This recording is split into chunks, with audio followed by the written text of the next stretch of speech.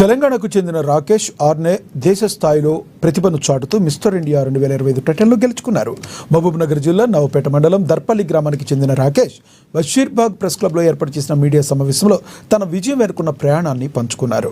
ఈ విజయానికి మూల కారణం తన నిరంతర కృషి అని తెలిపారు.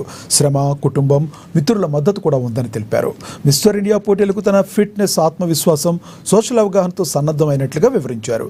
ఇప్పుడు తన లక్ష్యం మిస్టర్ ఎలైట్ గ్లోబల్ పోటీలో భారతదేశానికి ప్రాతినిధ్యం వహించడమేనని పేర్కొన్నారు.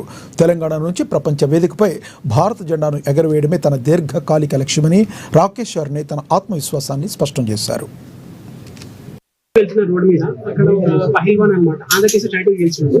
అసలు గెలిచి కాళ్ళు ర్యాలీగా వెళ్తున్నప్పుడు మా అమ్మ చేసి నువ్వు కూడా అలా కావాలా అన్నది. అప్పుడు నేను మన అడిగాను ఏంటనేదంటే అది ఏదో ఆంధ్రకేసి అంటే పహిల్వాన్ అయిన అంటారు. సో నాకు ఏంటంటే అది మైండ్ పెట్టాను, ఎలాగైనా సరే నేను కూడా అంత గొప్పగా ఎదిగి నాకు కూడా ఇలా ర్యాలీ తీసుకుపోతే ఎలా ఉంటుందా అని మా అమ్మ కోరిక అనమాట. సో ఆ ఉద్దేశంతో నేను 2020 సంవత్సరంలో మిస్ ఇండియాలో పార్టిసిపేట్ చేశాను. అప్పుడు నేను మిస్ రన్నర్ అప్ వచ్చాను అనమాట. మా అమ్మ ఒకటి అనేది నువ్వు వెళ్ళవైతే వెళ్ళావు, రన్నర్ అప్ వచ్చి గెలిస్తే ఏమవుతుందిరా అన్న. సో నాది మైండ్ లో ఫిక్స్ అయ్యి 3 ఇయర్స్ నుంచి అద్భుతంగా కృషి చేసి ఈసారి మిస్ తెలంగాణ నుంచి మిస్ ఇండియా సెలెక్ట్ అయ్యి గోవాలో జరిగిన డీటెయిల్స్ బ్యాక్ అక్కడ మిస్ ఇండియా అనౌన్స్ చేశారు. దాంతోపాటు నేను ఇండోనేషియాలో జరిగిపోయే మిస్టర్ గ్లోబల్ కాంపిటీషన్స్ కూడా సెలెక్ట్ అయ్యాను.